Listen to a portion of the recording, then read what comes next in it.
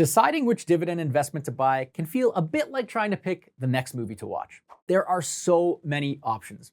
And our friend Olivia doesn't have a specific investment in mind, but just like picking a movie, a good place to start is by thinking about her criteria. Of course, Olivia knows she wants an investment that pays dividends, and she wants those dividends to be sustainable. So for her first criteria, Olivia looks at the dividend yield of a stock she's curious about. Remember, this tells us the dividend income a company pays out over the course of a year as a percentage of its current stock price. For example, if Olivia buys a stock that pays $5 of dividends per year and the stock price is currently at $100, that results in a 5% dividend yield. Sounds simple, but there's a catch. While it's tempting to chase the highest yield, higher doesn't always mean better. It could mean the company is using money to pay dividends that could have otherwise gone towards growing the business, or even that the stock price has simply been falling. Next, Olivia wants to see how much of a company's profits are being paid out as dividends. So she'll review the dividend payout ratio. Too low? Well, the company might be reinvesting most of its earnings. Too high, especially above 100%? That means the company is paying out more than it's earning. This may put future dividend payments at risk and hint at a possible dividend cut down the line. To get a better idea of a payout ratio to target, head to the Stock's Fundamentals tab on WebBroker to compare how the payout ratio stacks up against its peers and industry average. Let's do one more, dividend growth history. Olivia also wants to know a company's track record of paying and growing its dividends. Have they missed any payments? Are the dividends growing or staying flat? And how often do they pay? For this, she'll enter the stock she's interested in on WebBroker and check the calendar tool.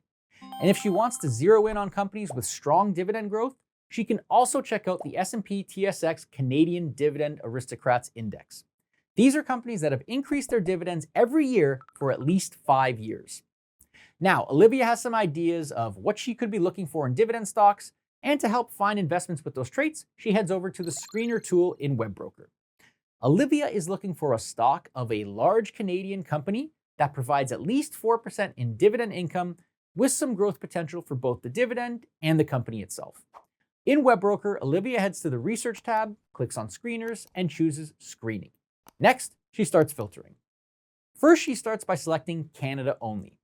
Next, she filters for company size. Market cap refers to the total market value of a company's shares, which helps give a quick sense of this. For a large cap company, she sets the market cap to over $10 billion.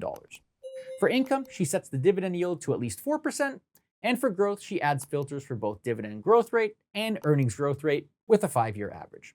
And just like that, Olivia's got a short list of companies that match her income and growth goals. Now, what if Olivia doesn't want to pick individual dividend stocks?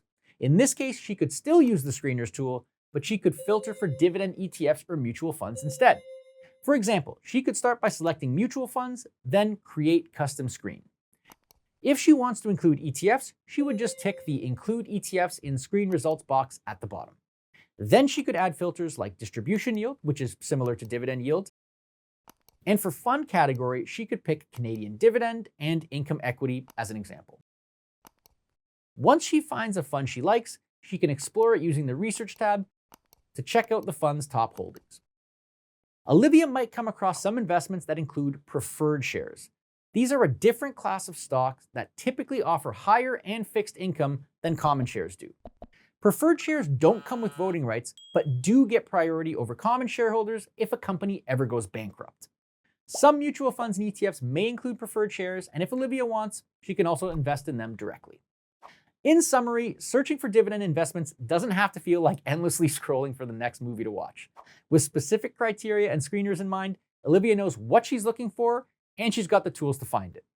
Next, it's time to talk about how to monitor and maintain a dividend portfolio.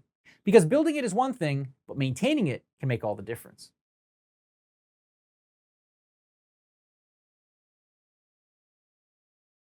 Have more questions? Check out the links to the right and in the description below.